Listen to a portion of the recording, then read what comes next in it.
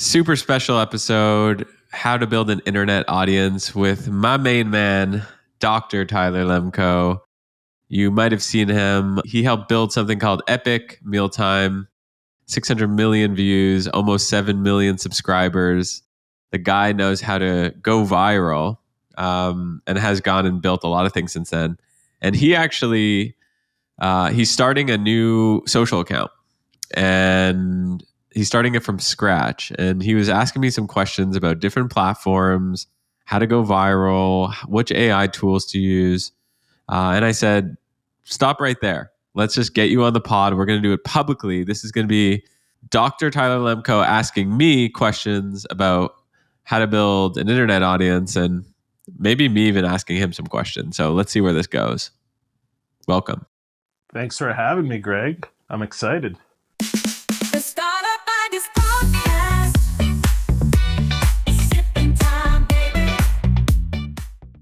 Should I ask my first question?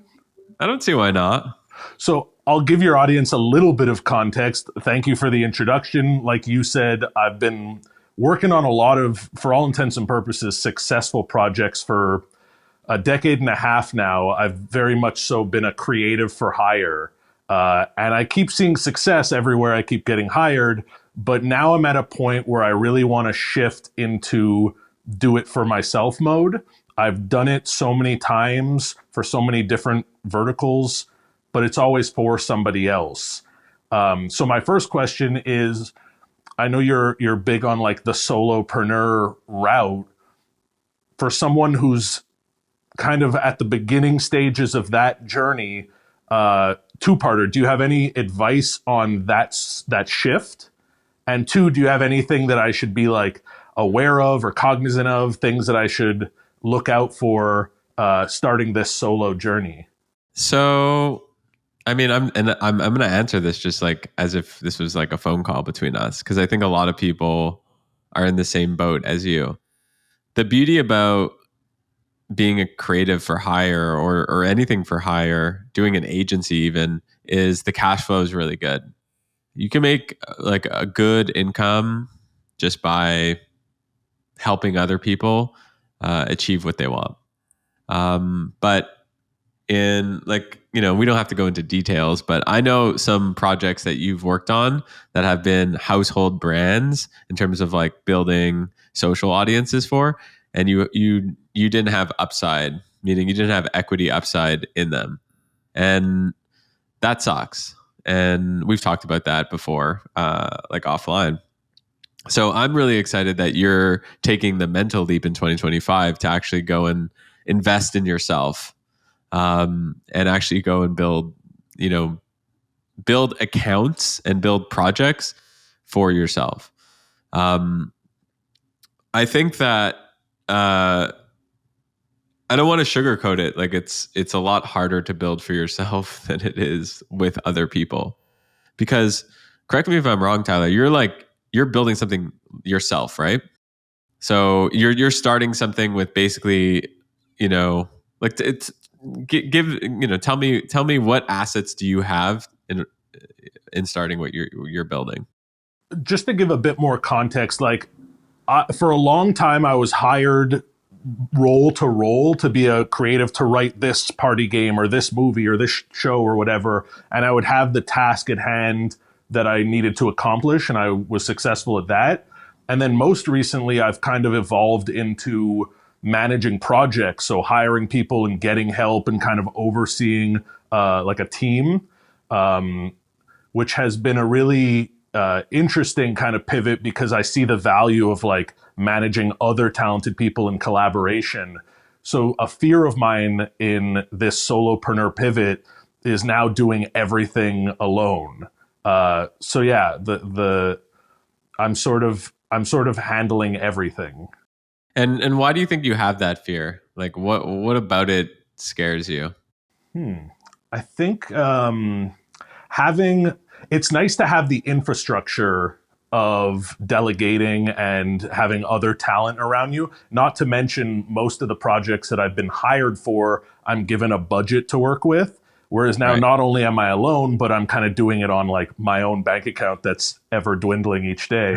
Um, so yeah, it's sort of there's also the part of like being the creative and the producer as well as the manager and the boss that Yeah. it's tough to wear all those hats. My advice to you would be crawl, walk, run. Like my advice to you would be, you know, for your new project, and we can talk about what you're doing, just using it as an example. Like, what is the smallest version of what that product looks like, and that project looks like, and how do you slowly expand so that from there, so it isn't super daunting. So you want to like essentially have a really big vision for what you want to build as like a solopreneur, and then eventually, like, I actually think that the goal of every solopreneur should be to not be a solopreneur. Like, I actually think that just doing things on your own is like super lonely, and you're everything is dependent on you, and that's not very that to me doesn't seem like a freeing life. And I'm also not like great at everything. Like I would love to delegate a bunch of the tasks, even the creative ones, to people who are better at it. Quick break in the pod to tell you a little bit about Startup Empire. So Startup Empire is my private membership where it's a bunch of people like me, like you, who want to build out their startup ideas. Now they're looking for content to help accelerate that. They're looking for potential co-founders. They're looking for tutorials from people like me to come in and tell them, how do you do email marketing? How do you build an audience? How do you go viral on Twitter? All these different things. That's exactly what Startup Empire is. And it's for people who want to start a startup but are looking for ideas, or it's for people who have a startup but just they're not seeing the traction that they need. So you can check out the link to startupempire.co in the description. And it's fun to work with people, right? Like, Yeah. it's fun. It's fun to like, I'm one of those people that I need someone to like jam ideas with, you know? Yeah.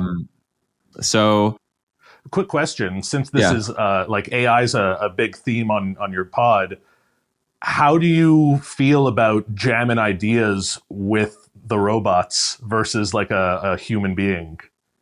How do you compare and contrast? I mean, listen, there's nothing like some flesh and bones. Am I right? Hey, But, man. but you know, having said that, I think, sometimes I actually find before chatting with a person, um, I actually like to like flesh out my ideas with, let's say, a Claude AI or a Chat GPT, because it helps me clarify. It does the same thing that writing does for me. Like when I write something, I find that I clarify my ideas. When I have a thinking partner like a ChatGPT or a Claude, I clarify my ideas. So I don't think it replaces jamming with a person, but I do think it enhances jamming with a person. Interesting. Because I find we'll get into more like AI tools and stuff, but I find as someone who really doesn't utilize much at all, the only thing that I really use AI for is jamming ideas because I find it'll offer a different perspective or take on something that I might not have thought of. And yes, I always have to like then make it good per se. But I do find it really helpful with just thinking in other directions than I've been thinking. So tell people a little bit about what you're trying to do and what your goal is, um, from an internet audience perspective, I would say. Okay. Good question. So as you could probably tell, I'm an artist, but I'm not trying to like push myself or really be an artist. I'm more so trying to create a community. I know that's kind of like a hot button term to use. But yeah, I'm trying to create a community around the concept of making art and being weird and silly and letting that flow and feel good. Which is something I actually wanted to talk to you about because I find a lot of your like if people are going to watch your podcast, you're pointing them in the direction where they can make money. I'm not offering you're going to make money, but what I can offer is you're going to enjoy yourself and you might even be happier. So I kind of wanted to pick your brain today a little bit about ways to market that better, how to position myself as like, here's what my offer is get weird and be happy. Yeah. So firstly, we should start by saying that your goal right now isn't to make money, but you eventually want to create a sustainable business out of it that frees you, right? Yeah, I have to. Um, Yeah. and yeah, yeah. Um, and I think what you're doing is smart right now, which is you're creating like a podcast and YouTube and Twitter content and IG content as like your minimal viable product, your MVP, to basically create a lot of value. And the idea is, after you've created value, then you'll be able to monetize it in a bunch of different ways. So I want to say first and foremost that you didn't fall into the trap around building an audience and building a product at the same time. So that's dope. That's number one. Um, it's number one just because, like, going back to like you're on your own or you have a small team, you're going to be able to figure out what these people want better, and you're going to have customers at the door ready to go once you have an audience. Right. Yeah. I'm Right. sort of taking the approach of message first. Yeah. So I think whether you're like ultimately if you're trying to make money quick or you're trying to get weird, you still have what you're still trying to do to someone who is a stranger on the internet is to convert them into a raving fan, right? Like it doesn't make a difference if you're trying to get them to scroll stop whatever they're doing on whatever platform to engage with whatever product. In this case, it's social content, and you're trying to get them to be like, wow, this is really good. At the very least, they read it or watch it. Hopefully they like it and comment on it. And at the very best, they're liking, they're reading it, they're liking, they're commenting, and they're sharing it with others. So for you, I would try to think about how do you like how do you convince people that being weird or getting creative is valuable to their everyday lives? Yeah, I spend a lot of time thinking about that, like how to position the offer, the way, how does a Calm app market meditation? I think it's the same kind of value. Like I'm trying to get people engaged with their own creative practice so that they can see the benefits of it for themselves. But yeah, it's an odd thing to market that I haven't really cracked that part of it yet. How do you position it to an audience to be like, hey, come check this thing out? And like you said, there's the worst case and best case. I think even beyond best case is how do I get people engaged with themselves? How do I get them actively making stuff? So I'm on your, for people listening on audio, I'm on your Twitter account, and I'm reading. I want to break down your Twitter account and see if we can like rework Uh-oh. it. Yeah, it's bad. It's bad. Also, for anyone watching, like I'm very much in the experimenting in public kind of phase. I don't have like a strong ecosystem built just yet. It's still very much at the beginning, and we're figuring it out. Totally. And thank you for sharing with us all.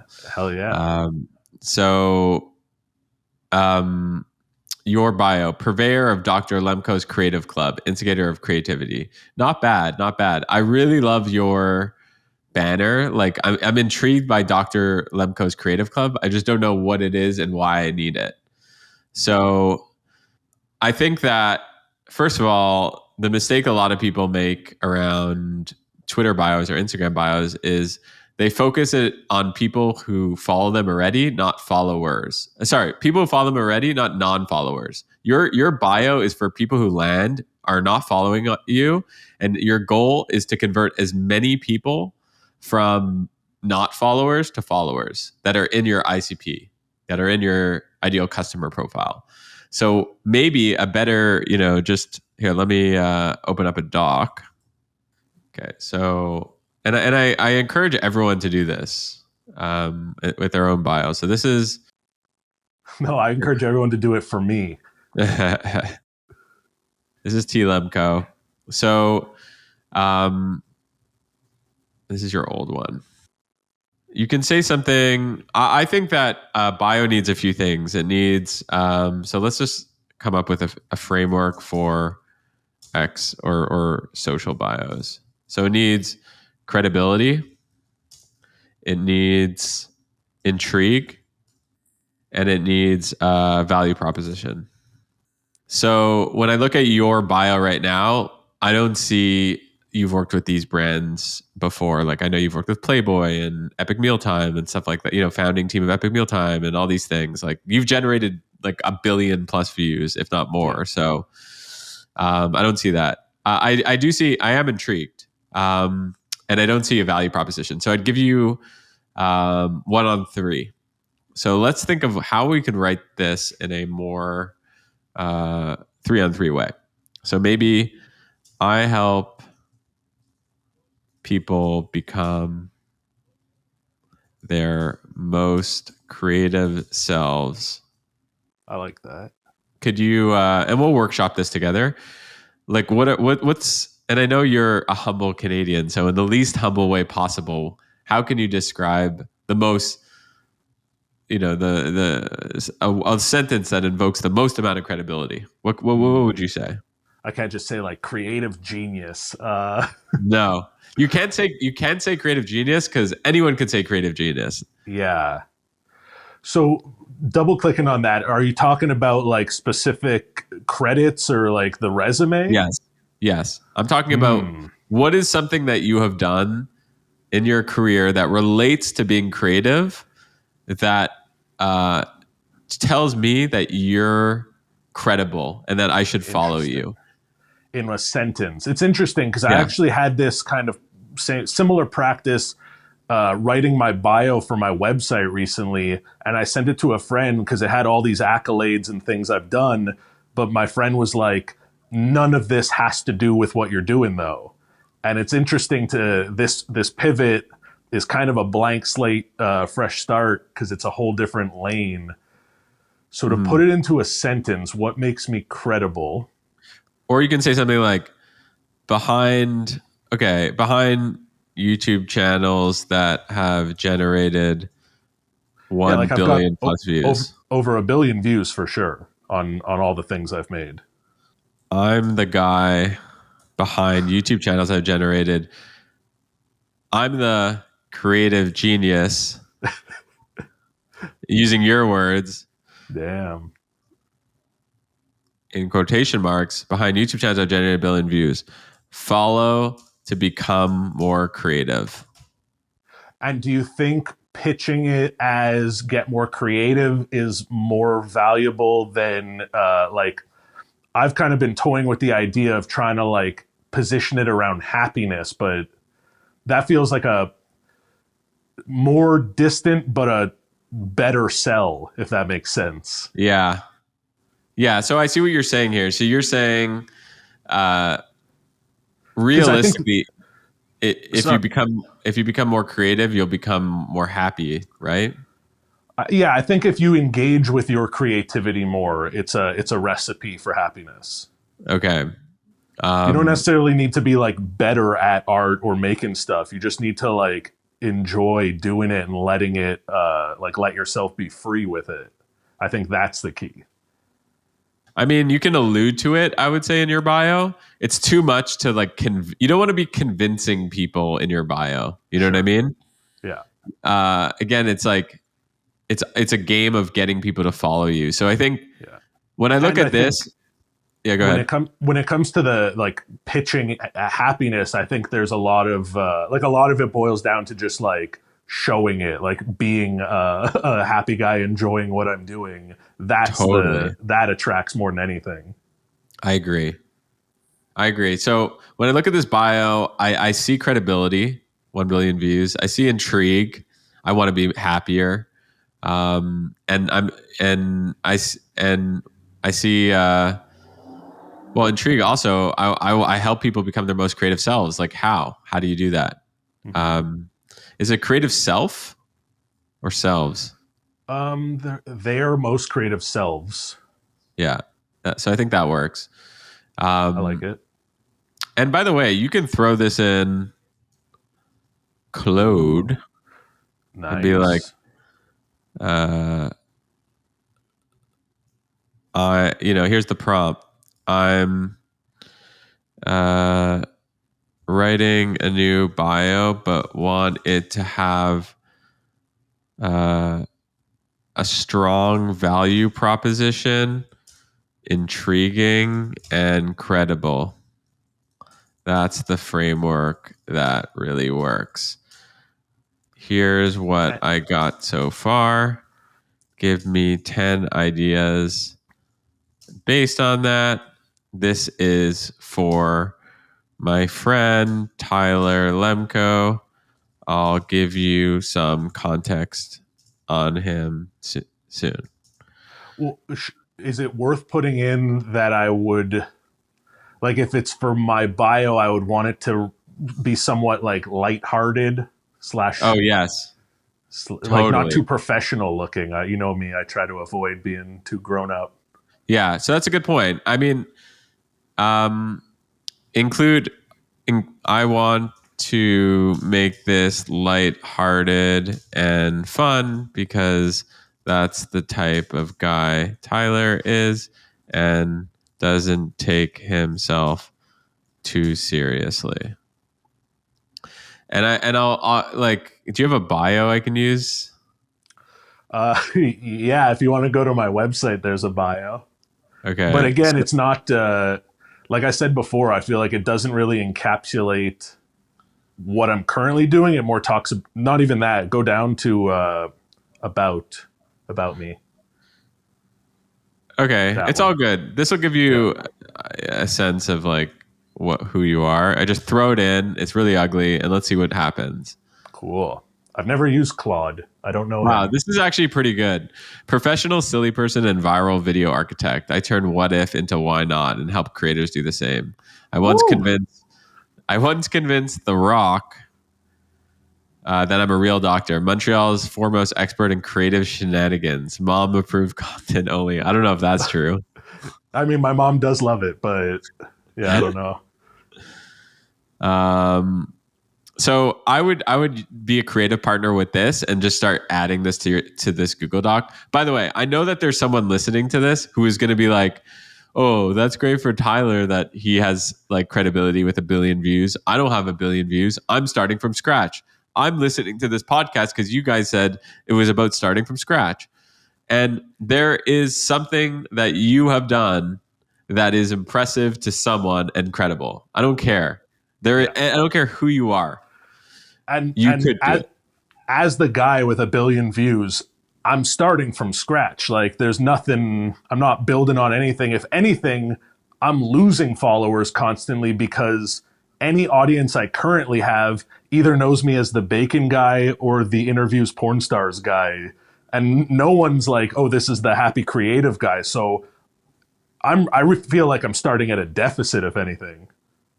I mean, to be honest, if I were you, I'd start a new account. Yeah, I thought about it, but you can't change a YouTube URL. So I wanted to keep all the handles the same.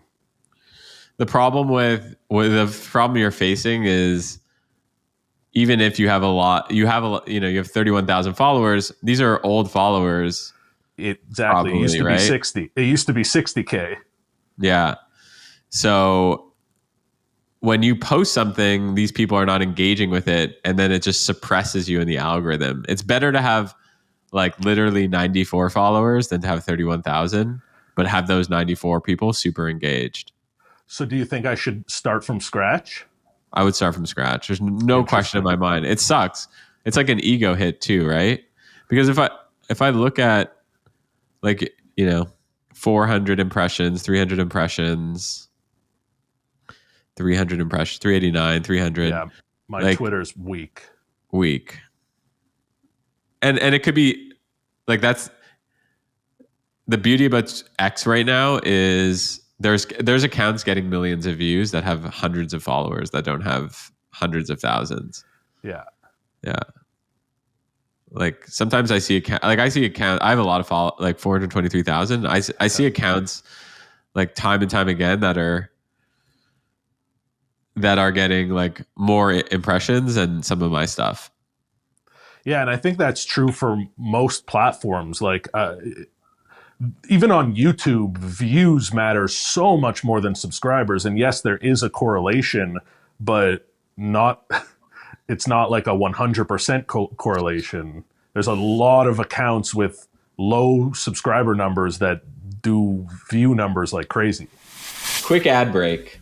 Let me tell you about a business I invested in. It's called boringmarketing.com. So a few years ago, I met this group of people that were some of the best SEO experts in the world. They were behind getting some of the biggest companies found on Google. And the secret sauce is they've got a set of technology and AI that could help you outrank your competition. So for my own businesses, I wanted that. I didn't want to have to rely on Mark Zuckerberg. I didn't want to depend on ads to drive customers to my businesses. I wanted to rank high in Google. That's why I like SEO, and that's why I use boringmarketing.com, and that's why I invested in it. They're so confident in their approach that they offer a 30-day sprint with a 100% money back guarantee. Who does that nowadays? So check it out. Highly recommend boringmarketing.com. Do you want to talk about YouTube and how to grow on YouTube? Yes, please. What? Because I know you just created that new account. Like, what questions do you have for me? Okay, so I've been in this game for about like 5 weeks now, and I've been doing two things to start.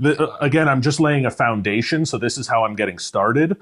I'm doing a weekly live stream where I'm not talking, I'm just putting on some funky music to make art to, and you could watch along while I make some art, or you can make your own stuff. I'm kind of just trying to create a space for people to show up and engage with their own creativity.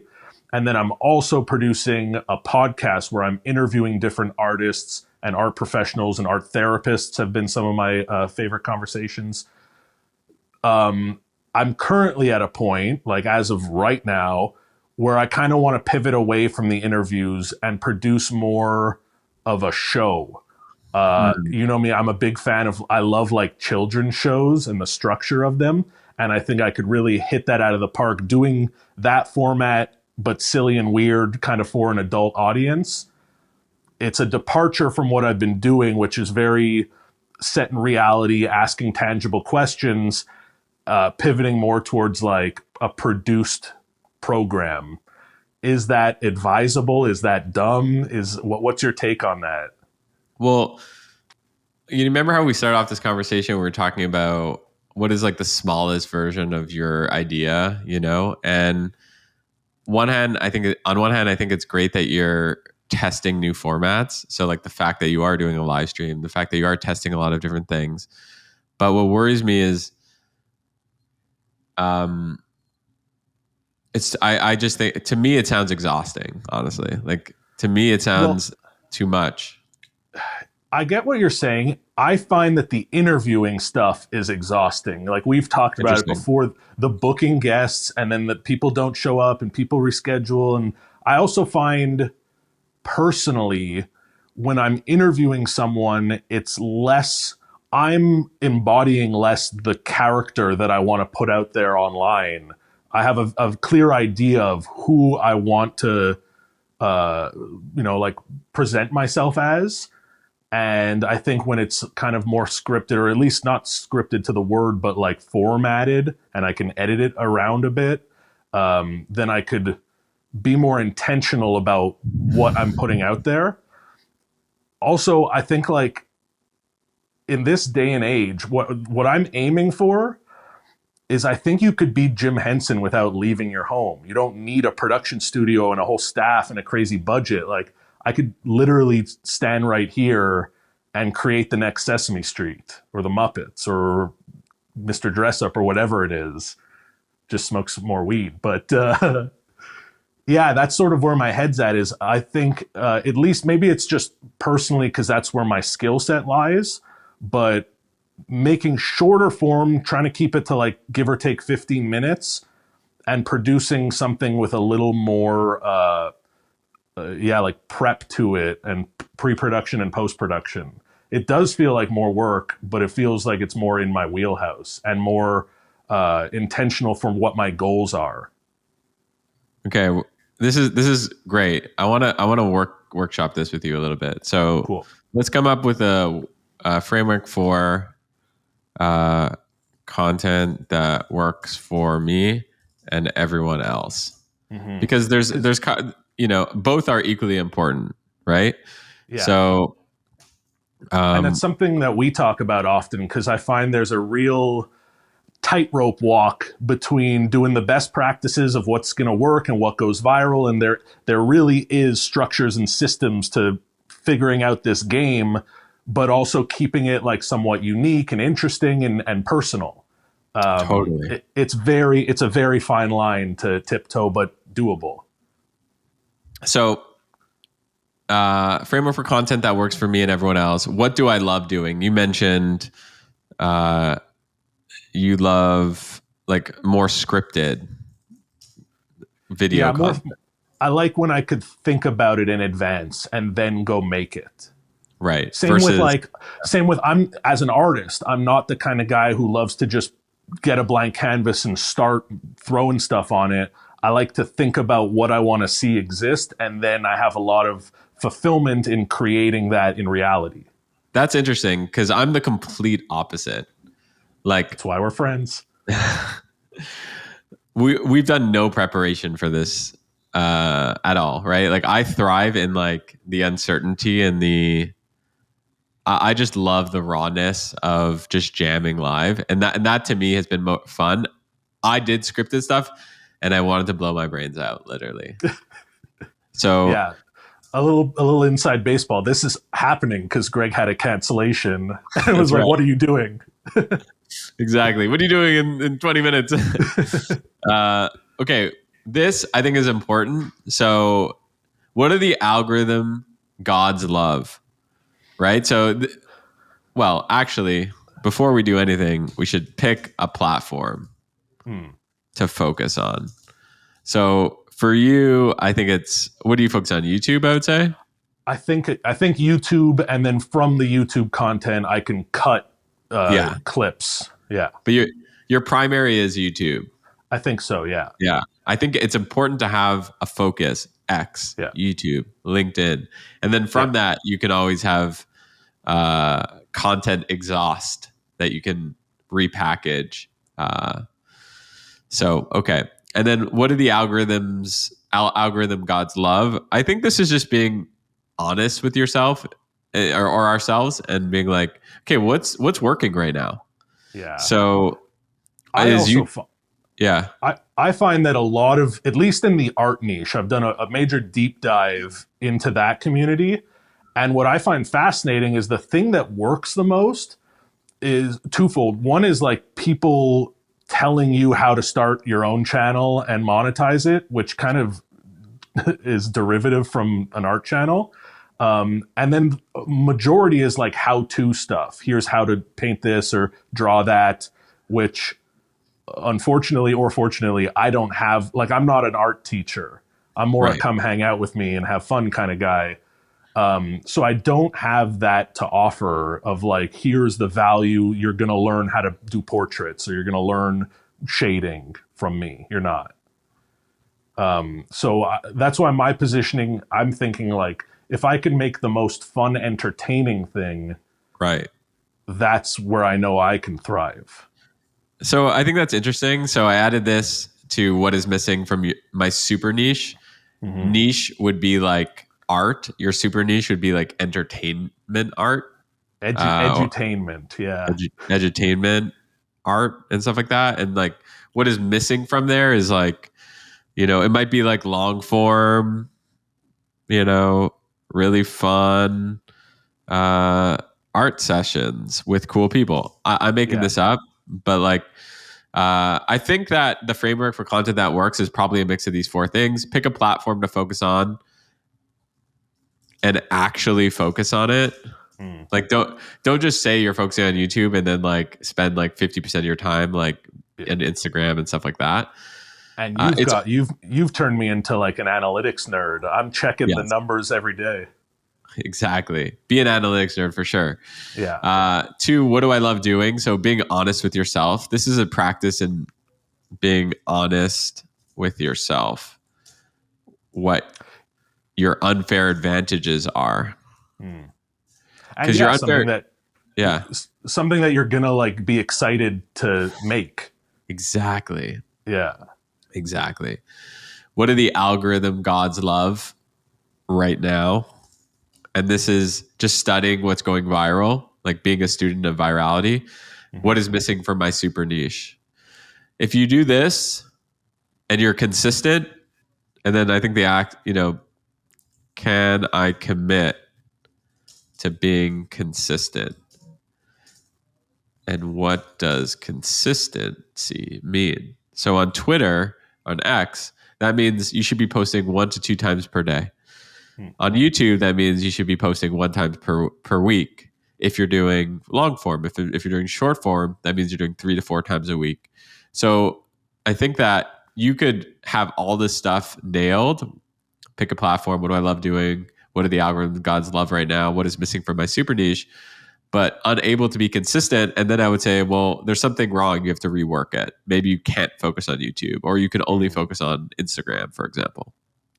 What's your feelings towards like an off-platform community? I've been toying with that idea of still producing weekly content on YouTube, but taking the live art hang to a Zoom thing and maybe an email list.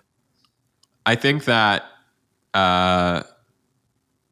you bring up a good point, which is like really what's the goal, right? So I think like the goal of what you're trying to do is to gain like you said in the beginning, gain a community of people interested in what you're doing. I actually think your goal is to build an audience first and then build a community. I have this framework we talk a lot about on the pod called build an audience, convert that audience into a community or a portion of them, and then go and build a product for that community. So you're in the audience phase, right? You should be just focused on building top of the funnel, attract as many people who are interested into edutainment for art, creativity as possible. And then once you have that, then you can figure out off platform, Patreon, private communities like school, Facebook groups, whatever. And then from that, you can create a product. And by the way, when I say product, that could be a service too. It could be event series or whatever, just something that monetizes that. But I think that the mistake a lot of people make is they're kind of trying to do ACP all at the same time, but it's really meant to do one at a time. So I think for you, I think about what is a realistic goal for YouTube, if that's the platform. And that's like, could I do 100 subs a day, by March 1st? That's the question, and then kind of working backwards. And then reverse engineering it from the goal. I want to cover one last thing about on this topic. I saw a really good tweet by Matt Wolf that I want to share with you. I would have shared this with you privately. So he goes, cool. I've been testing a lot on YouTube. Last year, I did a lot of shorts, a lot of long forms, and live streams. These screenshots show actual numbers of the best performers. A short that did 3 million views earned $418, while a long form did 1.3 million views earned $13,580, and a live stream with less than 100,000 views earned $1,926. You'd think shorts are a waste of time based on earnings. However, the one short gained 12,200 new subscribers for me, and the video only took 20 minutes to create. Live streams, on the other hand, really seem to stink at growing a new audience. However, it brings together those that are most interested in what you do, meaning longer watch times, more super chats, and the ability to really bond with the community. So this was, by the way, when you were talking about live streams, I'm like, yeah, you should totally do live streams, but you're not at the C phase yet. Yeah. You're at the A phase. Yeah. I'm finding that long form video that really hits will do the most for a channel across all metrics. However, a strategy that leverages long form shorts and live streams creates a nice balance between audience growth, building strong bonds with an audience, and making decent income from videos. Then he shows exactly how much he makes and what it looks like on the analytics. Ooh. Yeah, my approach to the shorts is that's kind of the kindling for the fire. Right. That's what really catches, but isn't like the moneymaker. How do you feel about all the new YouTube features though? There's like community stuff now, and there's a timeline, and you could post update like text and photo. I think that the thing with YouTube is the more you use their platform and their tools, the more you get rewarded for it. Or am I wrong Yeah. there? I mean, it goes back to what do the algorithm gods love? The Yeah. algorithm gods will always love you trying new features for the platform. So I think that if you have the bandwidth, it's great to test. And then I think that like someone should create this, like someone, maybe it exists already, but like an AI agent or similar that basically takes your content, or even a SaaS tool that basically takes your content from Twitter and just automatically posts it uh, to the YouTube community and stuff like that. Yeah.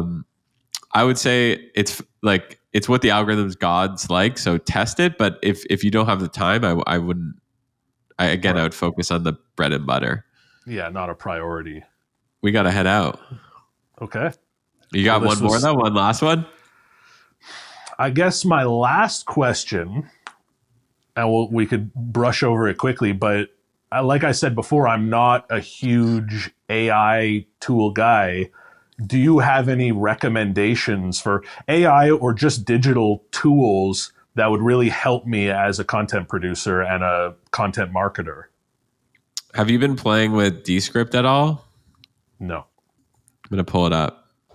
So Descript is the AI powered, fully featured end to end video editor that you already know how to use. By the way, I'm not like Ooh. involved in this company or whatever. It just we use the promo product. code promo code SIP. Yeah, it won't work. Yeah. To get Um, 0% off. exactly, to be unable to check out and get 0% off. So I think it's really good at like exactly this. I just said the word like, remove filler words automatically, studio sound, create automatic clips, translations. That itself, like putting your content in different language, could be the difference between like getting product market fit and not have product market fit. Interesting.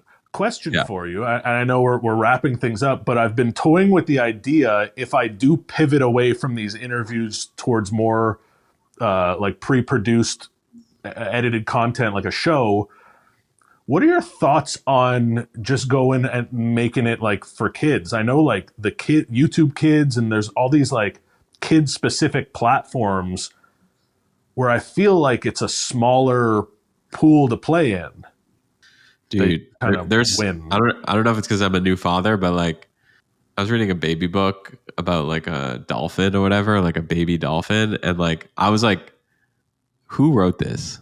Like this is like, did a baby dolphin write this book? And so the bar to great children's content is shockingly low.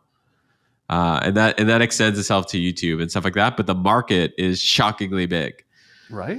Yeah. So I think it really, I punt that one back to you, which is like, what do you love? What do you want to be doing? Like, does that excite you? Is it to be the next Mr. Rogers that excites you? Well, if that's the case, like probably have to like clean up like all this scary art behind you. You know what I mean?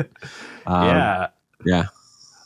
Yeah. I think it's interesting. That's literally, you bring up Mr. Rogers. He started his show because he saw a landscape of children's programming that he thought was bad, and he wanted to improve it. It's an interesting route.